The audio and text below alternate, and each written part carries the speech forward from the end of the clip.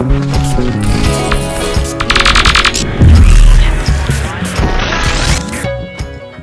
morning and welcome back to another Fox podcast, but we have a special guest on the other side of this mic.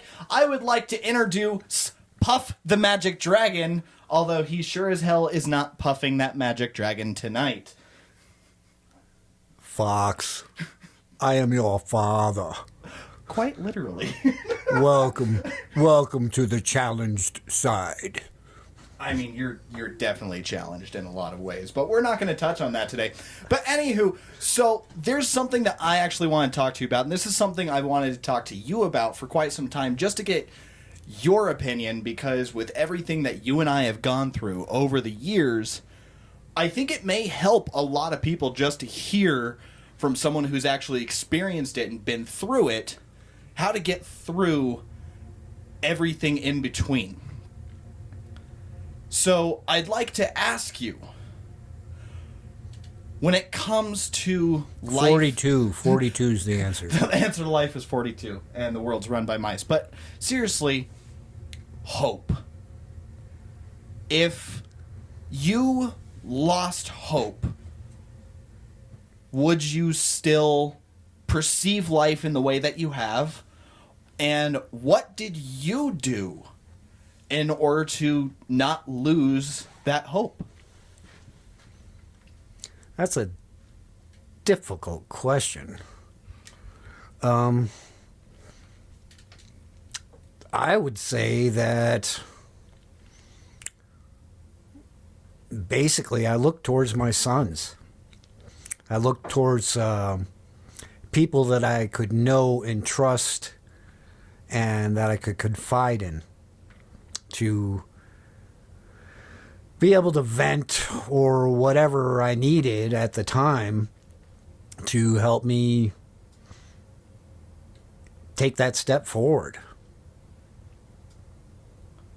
So my other question to that would be is, if you didn't have your sons the way you have your sons, do you believe that you would actually still hold as much hope in your heart as you do and would have been able to continue fighting as much as you have? Or do you believe as though you'd be able to find hope through a different path? Well, I don't know if it's so much that I call it hope. What I found for myself was my passion. Something I love doing, something creative and imaginative and whimsical at times that other people look at and are just in awe. And that's what I found. Along with my sons, I found my passion.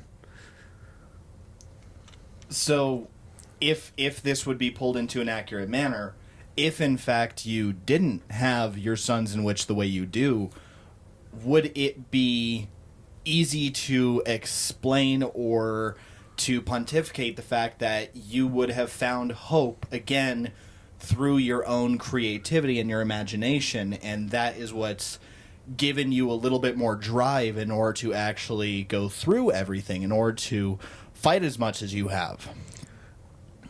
Well, it's changed my perspective of things.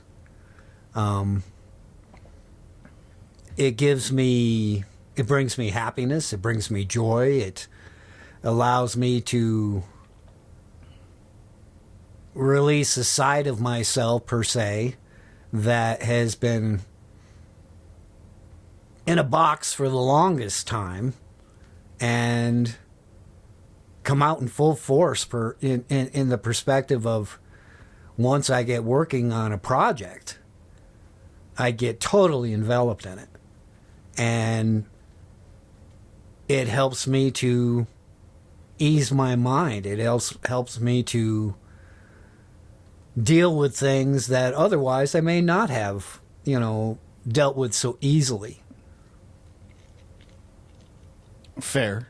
So would it also be reasonable to state that your imagination within itself is a how do I best say this? It is the one thing outside of. It is the one thing in your life that you can truly, absolutely control that gives you the ability to continue to bear hope within your heart. Yeah. Yeah, I guess that's a good way of phrasing it. So the next question would be is if you were to give advice to others about if they're in a really tough situation and they can't find their way out and they feel like they're running in circles and circles and circles and circles and circles and they don't feel like they have the capability to just get up and go, just like I watched you for years. You lost that hope, you lost everything, and then it came back when you found this passion. So would your advice to others be that if you want to find hope in everything again and you feel like you're in a rut, go find something that you're absolutely, truly passionate about and inspires you every day? Well, I tell people that all the time, actually, and in almost those exact words. I tell people all the time, find what it is that is your passion. It doesn't matter what it is. And seek it. Seek it out.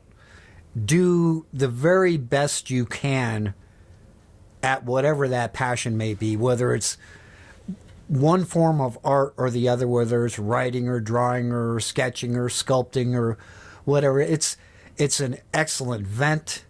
It's an excellent use of your imagination, your creativity, and it takes you away from everything around you.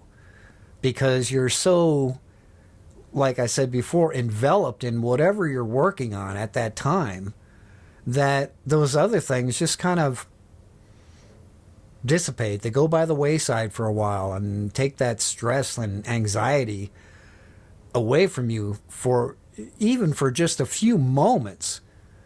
And that's what we all need when we're going through times like that.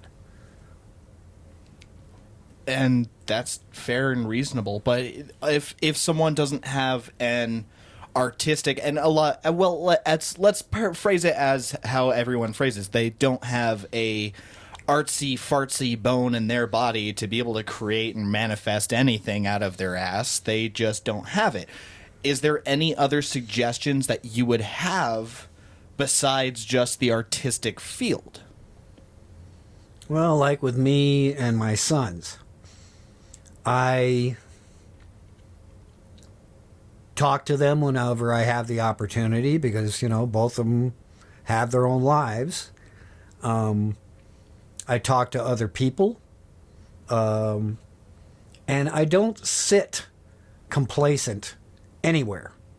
I can't do it. And we're going to go on a quick pause really quick so Puff the Magic Dragon can handle a quick situation. So give us one moment.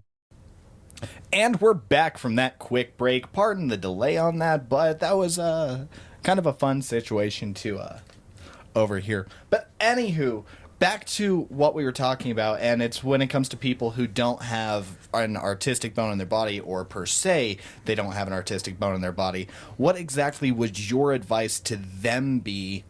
And like you were saying, your sons are part of your thing, but it's also socializing. You don't like to remain stagnant. You always like to learn something new.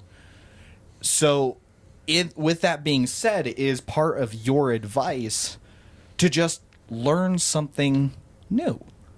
Well, you should learn something new every day anyways. If you're not learning something new,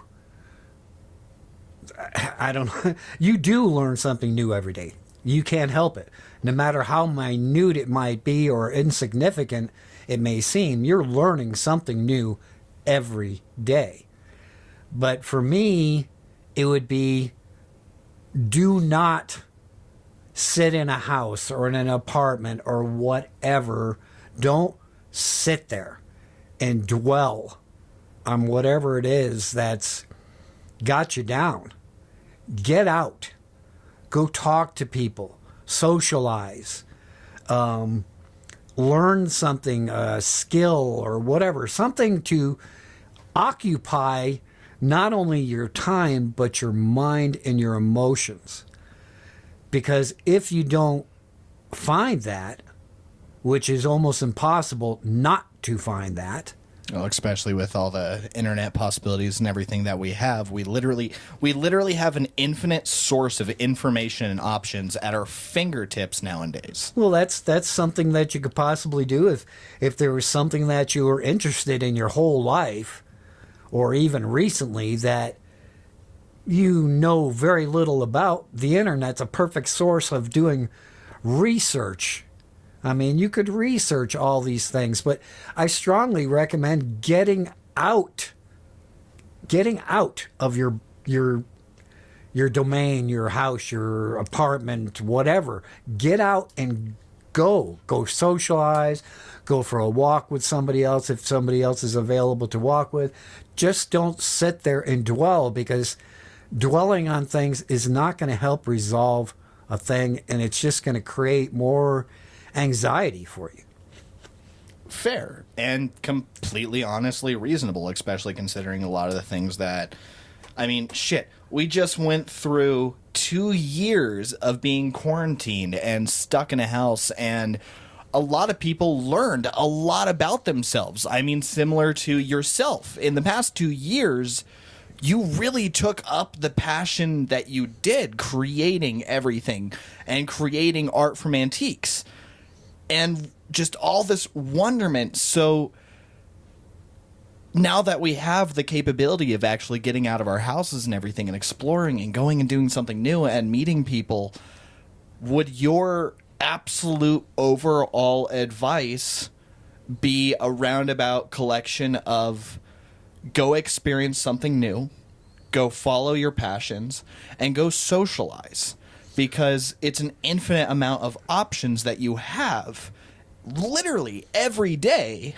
It's whether or not you want to be an introvert and just hide away, or whether or not you actually want to do something with your life.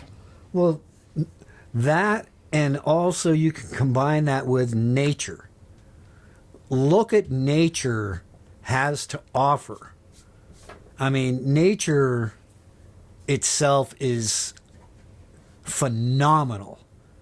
So many people never actually get out and go, I mean, even to as much as a city or town park, and just sit there and listen to the breeze and the birds and whatever, and see the things that they see, you know, whatever. A lot of people don't do that.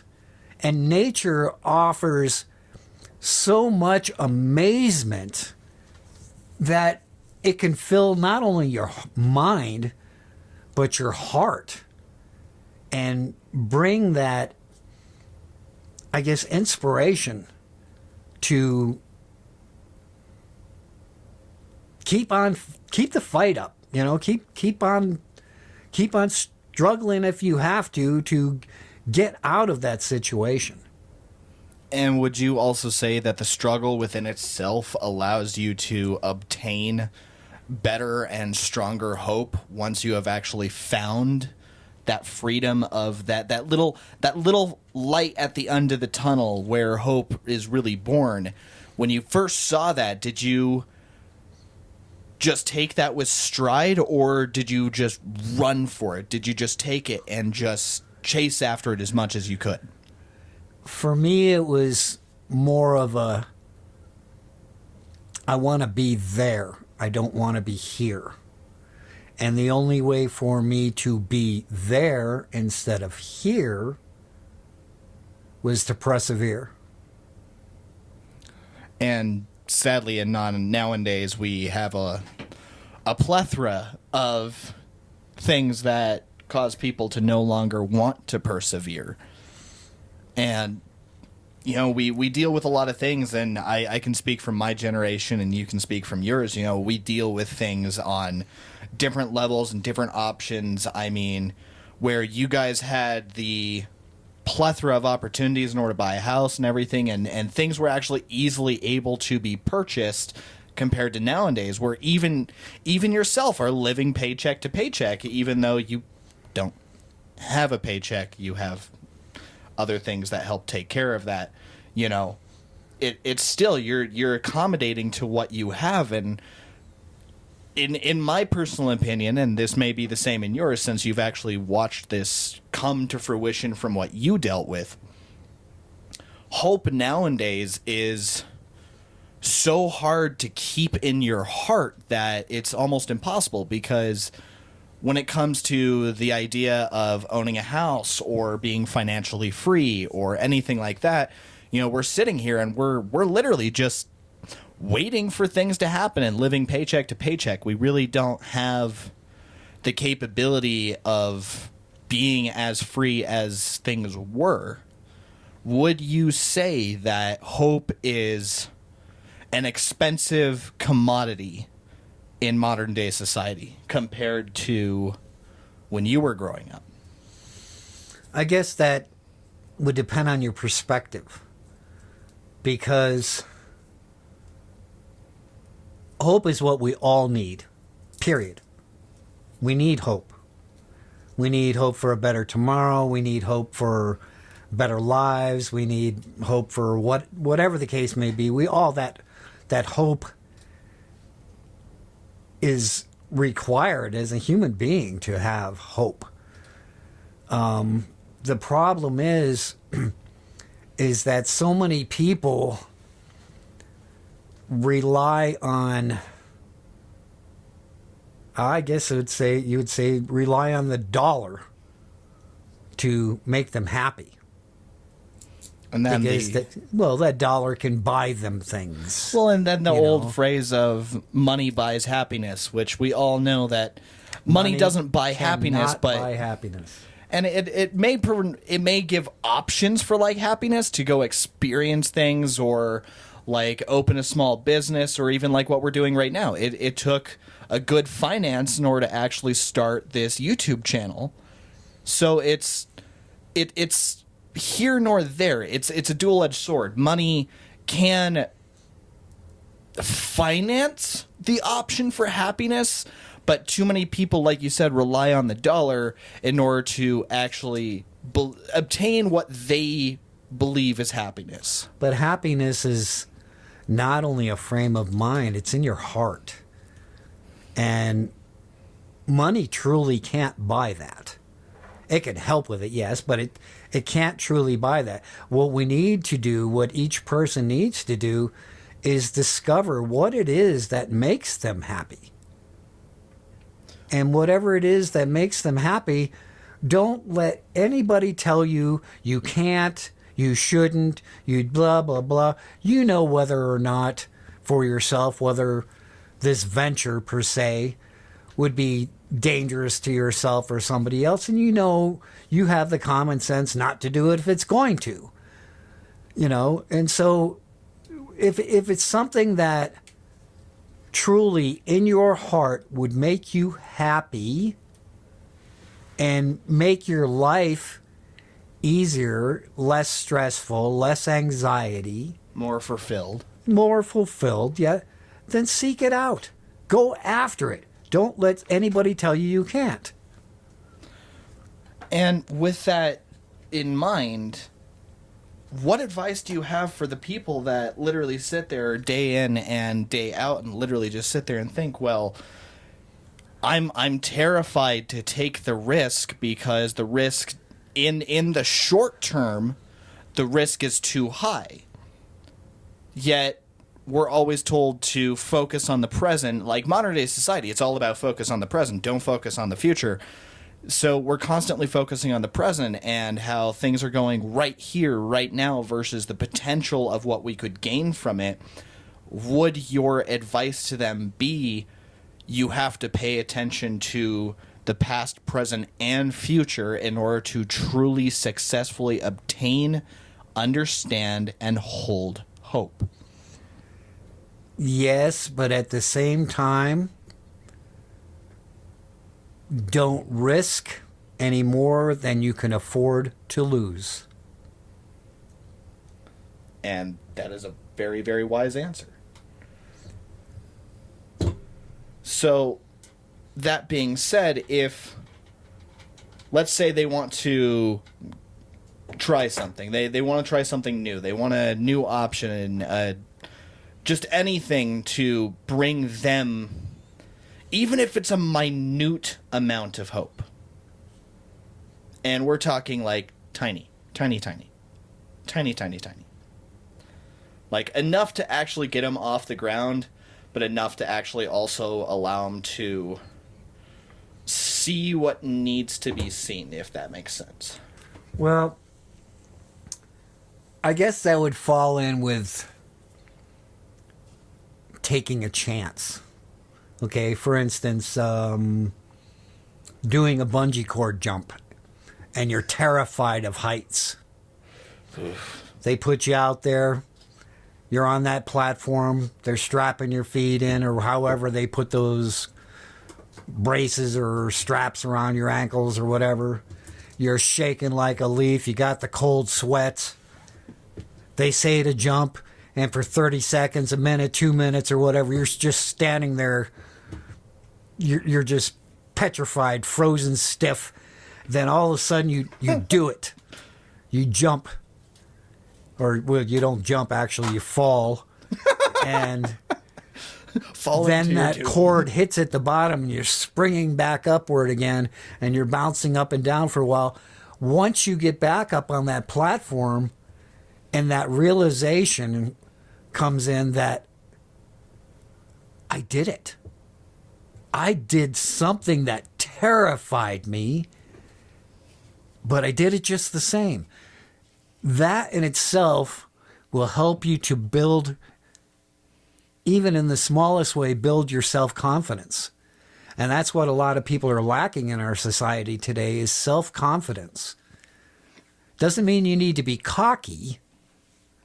Just have the confidence to be the person that you are truly intended to be in this life. Fair and reasonable. Fair and reasonable. So if we're going to cap everything as a whole, hope within itself is an infinite pursuit. But the biggest thing you need to remember is the moment that you lose hope is the moment that you lose your ability to do anything, because hope is the driving force that is life. That is everything that we have the potential for, because the moment we lose hope is the moment we give up on everything. The moment you lose hope, you literally are staring death in the eye and going, okay, it's my time, come take me. Because I no longer have the willpower to do anything with my life other than just live the 9 to 5. You lose everything. So if things are to be rounded out, the true largest loss within life is in fact hope. Yeah, but also if you get to that point where you're truly feeling like you're losing hope, I would suggest to actually consult somebody, a professional, about it. Because a lot of people that are in that frame of mind end up doing things that are irreversible and or that costly, will change their life for the negative forever. paying a price that they can never unpay. That's right. Well, I think at the end of the day, as long as people are willing to try and experience something new, live their life, go do something that you haven't done before. See if you can find a passion from it. See if you can find an actual driving force to your life. Because the moment that you give up hope is, like Puff just said, is the moment that there's no turning back. Remember, the option for hope is always there. It's just whether or not you're willing to take the leap in order to actually experience that hope. Well, and if I may, one more thing is I have seen countless numbers of people that are in that, giving up hope situation, all right? That for one reason or another, they ended up volunteering some of their time to various organizations that help children or food banks or something, and being able to take in the gratitude of these people that you're volunteering to help in one form or another. And that in itself can bring you a sense of fulfillment, a sense that not all hope is lost. Look at I'm being good and helping somebody else out. You know, even if I'm feeling pretty cruddy right now, I'm still doing my part as a fellow human being on this planet and helping somebody when they need help. And in all reality, nowadays, we all need a little bit of help. Well, especially you. I need help in a lot of professional ways that I can't afford.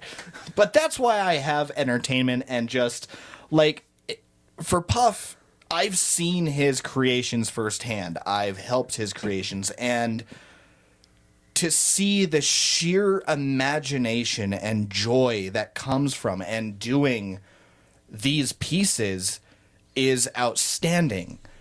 And for, like, me, a large driving force of my hope, my happiness, comes from doing something like we're doing right now, creating something, helping people, trying to just do more when we know the option for more is available. And on with the show, this is it. Honestly, if there's one thing I want everyone to get from this, is remember to not lose hope. Remember that even though it sucks fighting and getting out of bed and just dealing with everything the way that we are, yeah, it sucks. We're all dragging ass. We all just want to say screw it and just hop on the train and go the hell home. But eventually, someday, when you're not even expecting it, even in the remotest way expecting it, things are going to change for the positive. But the only one that can truly make that happen is you. And you just got to keep moving forward no matter how hard it gets. Yeah. And just remember that pain is something that's going to come from this. So another thing is find comfort in discomfort, because as you're finding hope and you're pushing forward and you're learning all these new things, you're going to experience that. But don't take it as that, oh gosh, I have to pay this price and it's going to hurt and it's going to suck. And yeah, guess what? It is going to hurt. And that's okay.